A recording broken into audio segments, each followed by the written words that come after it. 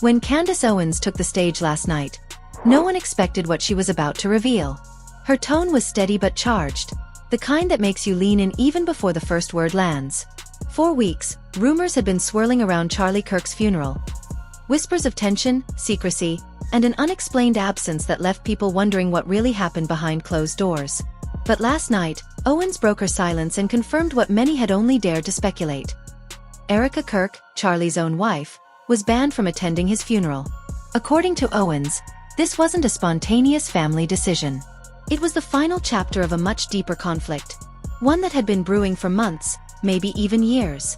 Owens began by saying that the official story didn't add up. "We were told this was a family matter, a private decision," she said, her voice echoing through the studio. But private doesn't mean innocent. When a man's wife is suddenly erased from his final moments, we have to ask, who's really controlling the narrative? Her statement set the internet ablaze. Within hours, social media feeds filled with clips of her speech, each one dissected, debated, and shared by thousands who felt that something about this story was deeply off. According to Owens, the tension between Charlie and Erika had less to do with personal issues and more to do with ideological betrayal. She hinted that Erika had taken positions that directly opposed her husband's political image, and that these contradictions had made her a liability to the very movement Charlie helped build. In Owens's words, "What we're seeing isn't just grief, it's censorship. It's a rewriting of history before our eyes." She claimed that several of Charlie's closest allies had been advised to keep quiet about the family dispute, while others who tried to defend Erika were allegedly removed from Turning Point's internal communication channels. This, Owens suggested, was the beginning of a systematic silencing effort, an attempt to preserve a perfect legacy by burying uncomfortable truths. But who was really pulling the strings? Owens didn't say names, but she left enough clues to fuel a storm of speculation. When a funeral becomes a stage, she warned, you have to ask who wrote the script. She went on to describe what she called a wall of silence around the Kirk family's inner circle. Every question about Erika's absence, she said, was met with the same phrase, out of respect for the family. Yet, as Owens pointed out, that phrase has often been used to hide power struggles. Respect, she said, is what people say when they want you to stop asking questions. According to her sources, there had been a meeting just days before the funeral, attended by a small group of family members and Turning Point executives.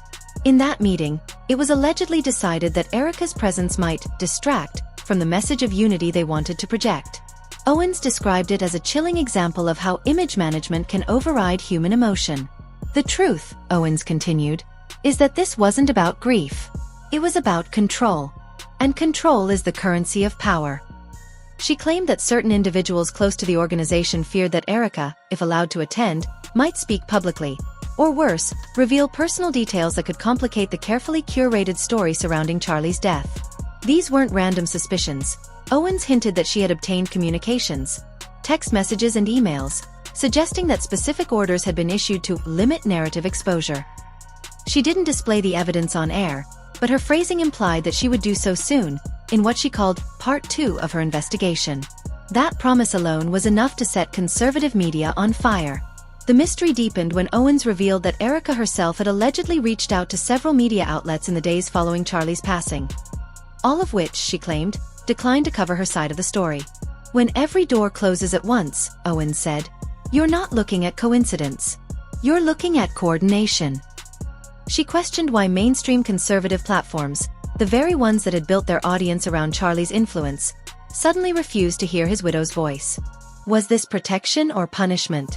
Was the family safeguarding his memory, or rewriting it? Owens's tone grew more personal as she spoke about the pain behind the politics. Whatever happened between Charlie and Erika, we may never know the full truth, she admitted.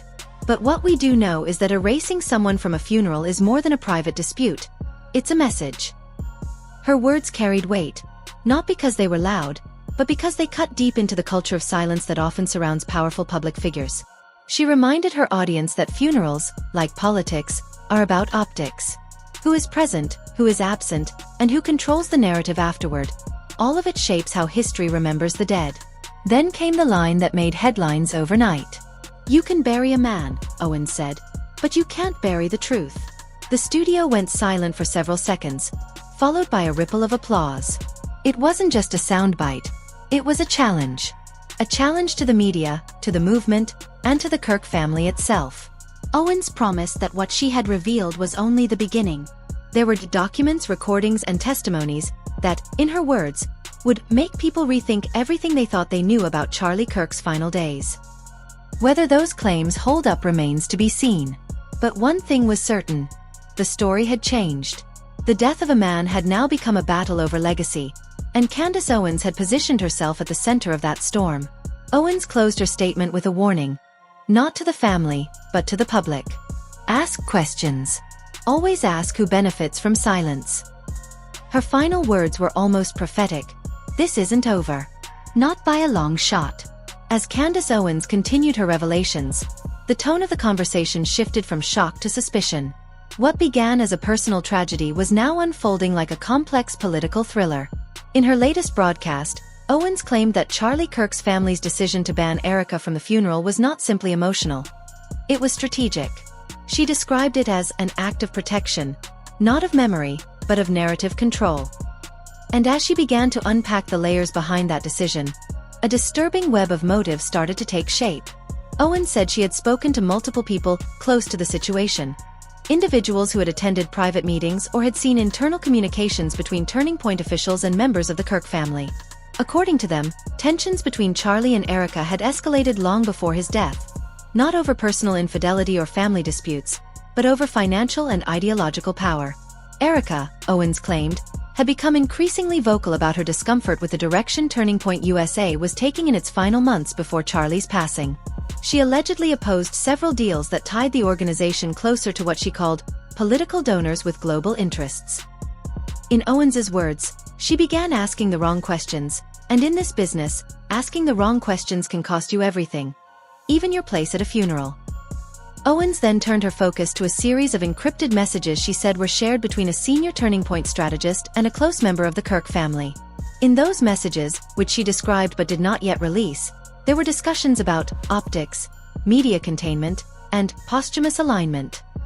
The phrase, posthumous alignment, Owens explained, referred to how public statements and imagery surrounding Charlie's death should reflect only certain political tones, ones that would ensure stability and funding continuity. Erika, she said, refused to participate in what she called legacy engineering. That's when, according to Owens, the machinery turned against her. The picture Owens painted was one of silent but ruthless coordination. She suggested that after Charlie's death, a small group within the family decided that Erika's presence would risk revealing too much. Not about Charlie's personal life, but about the unseen hands shaping the organization he built. When you control a movement worth millions, grief becomes a stage, not a sanctuary, Owens said gravely. And every actor on that stage has a script. She claimed that a major conservative public relations firm was brought in to manage the public narrative, crafting statements, controlling interviews, and approving who could and could not attend public memorials. Erika's name, Owens said, was quietly removed from every press release draft within 24 hours of his passing. Then came the question that caught everyone off guard. Was Erika silenced for what she knew? Owens never stated it outright, but her language suggested a growing belief that Erika may have possessed sensitive information. Perhaps financial records, private correspondence, or internal communications, that could expose uncomfortable truths about Turning Point's inner workings. According to Owens, Erika's attempt to speak out triggered alarms. Within days, lawyers began to appear at every corner of the story, and sources who had initially agreed to speak with independent journalists suddenly backed out. Fear spreads fast when truth gets too close, Owens said. And that fear can silence an entire room. She also revealed that Erika's closest friend, a woman identified only as SC in Owens's report, had mysteriously gone offline the day after Erika was officially excluded from the funeral. Her social media accounts vanished, her email went dark, and her phone number stopped working. Owens described this as the familiar choreography of suppression, comparing it to other political cases where key witnesses disappear digitally before they disappear entirely. It was a chilling suggestion, one that blurred the line between tragedy and conspiracy. Erika's isolation, Owens said, was not emotional, it was engineered. But the most disturbing part of Owens's statement was yet to come. She hinted that Charlie's death itself may have been followed by an immediate reallocation of power and resources. Within 48 hours, according to Owens' sources, there were internal meetings at Turning Point about leadership transitions, financial redistribution, and public messaging. Owens found it suspicious that such meetings took place before the family had even finalized funeral plans. "You don't hold board meetings before burials," she remarked coldly. "Unless what's being buried isn't just a body, but a story." Owens described Erika's exclusion from the funeral as symbolic. She said it wasn't just about keeping one person away. It was about sending a message to anyone else who might question the system. "You keep one voice out," Owens said, "and every other voice learns to stay quiet." According to her, the people orchestrating this wanted to ensure that Charlie's image remained spotless, the perfect martyr of conservative activism. But perfection, Owens argued, comes at a price. "Every saint is sculpted by someone with a hammer," she said, "and sometimes that hammer strikes too hard." As Owens continued, she tied the story to a larger theme: the manipulation of grief as a political tool. She pointed out that Charlie's funeral was broadcast with high production value, coordinated camera angles, and controlled audience reactions. "That wasn't mourning," she said. "That was messaging." She accused several media outlets of using the event to reinforce a narrative of unity while quietly erasing every sign of discord. "If Erika had been there," Owens said, "that illusion would have shattered in a heartbeat." She ended the second part of her exposé with a haunting claim that there exists footage, never released to the public, showing Erika attempting to enter the memorial site before being turned away by private security. Owens did not show the clip but described it in vivid detail. A black SUV pulling up near the back entrance, a woman in tears trying to argue with security staff, and a short exchange that ended with her walking away, head down, surrounded by flashing lights. "If that's true," Owens said, "then this isn't just about banning someone from a funeral. It's about erasing the one person who might tell us what really happened." Her final words left the audience in silence. When truth becomes dangerous, it doesn't die, it's buried alive. And what we're doing now is digging. By the time Candace Owens released the final chapter of her revelation, the air around the story had turned electric. What began as whispers of a family rift had now evolved into a full-blown storm of secrets, power, and betrayal. This wasn't just about a funeral anymore. It was about control, legacy, and the forces determined to shape both. In her third and most explosive broadcast, Owens claimed that what happened to Erika Kirk was not just a family feud gone wrong. It was the calculated silencing of a woman who knew too much. "When you remove a voice from a farewell," she began, "you're not protecting the dead. You're protecting the living." Her words hit like thunder, and the audience hung on every syllable, waiting for what she would expose next. Owens said that she had finally received access to a cache of confidential files, messages, recordings, and documents that painted a far darker picture of Charlie Kirk's final months than anyone had imagined. According to Owens, the documents revealed that tensions inside Charlie's organization had reached a breaking point just weeks before his passing. In one email she quoted, a high-ranking advisor allegedly warned that Erika's emotional state makes her unpredictable. She cannot be trusted with sensitive optics. Owens paused and looked straight into the camera. "Sensitive optics," she repeated slowly. "That's the language of manipulation. That's the code they use when truth becomes inconvenient." She claimed that after this email, a coordinated plan was set into motion. One that systematically pushed Erika out of every circle of influence. Within days, her access to internal communications was revoked, her event invitations quietly rescinded, and her name removed from upcoming press materials. Owens called it a digital disappearance, the slow erasure of a person's presence from their own life. Then came the revelation that shook even her most skeptical viewers. Owens said she had obtained a recording of a closed-door meeting between members of the Kirk family and senior Turning Point officials. In that audio, she claimed, a family member could be heard saying, "She's emotional right now, and we can't afford emotion at the funeral."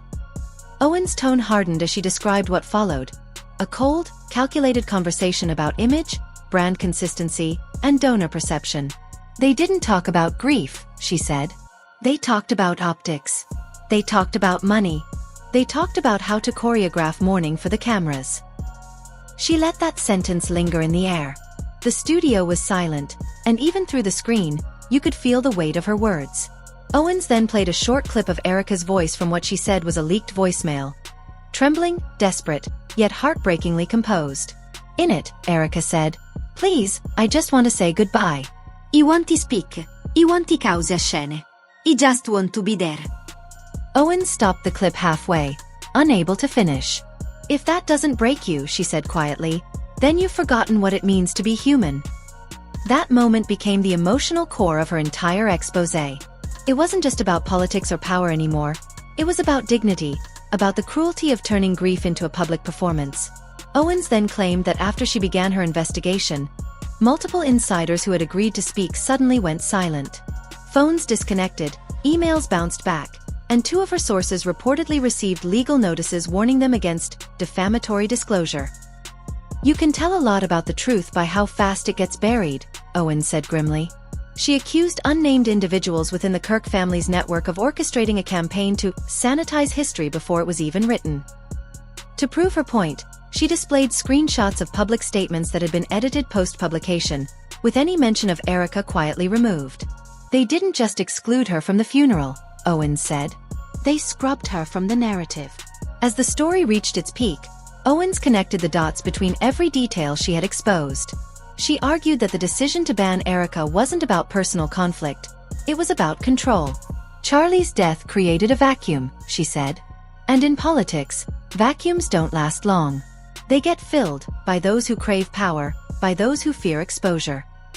Owens suggested that by keeping Erika silent, the family and organization ensured that the public would never hear a version of events that could disrupt their carefully constructed image. But Owens wasn't done. In a final chilling twist, she claimed to have received a document, an unsigned memo allegedly drafted days before the funeral, titled Legacy Preservation Plan. It outlined, in cold and corporate language, how every public statement, interview, and visual detail of the funeral should align with core messaging values. One line stood out: all unauthorized attendees will be denied access, under all circumstances. Owens stared into the camera as she read those words, her expression equal parts disbelief and anger. Imagine needing a PR strategy for a funeral, she said. Imagine calculating grief. In her closing statement, Owens spoke directly to her viewers. This isn't just a story about one man's death or one woman's pain, she said. It's about what happens when truth becomes property. When image matters more than integrity. When families, organizations, and entire movements decide that silence is safer than honesty. Her voice cracked slightly, not from performance, but from exhaustion, the weight of carrying a story too heavy for one person to bear. You can ban someone from a funeral, she said finally, but you can't ban the truth from finding its way home. The studio lights dimmed, the screen faded to black, and those final words echoed long after the broadcast ended. Across social media, millions of people replayed that last sentence, again and again. A haunting reminder that even in a world of spin and suppression, truth has a pulse. It may be buried, Owens had warned, but it never stays buried forever.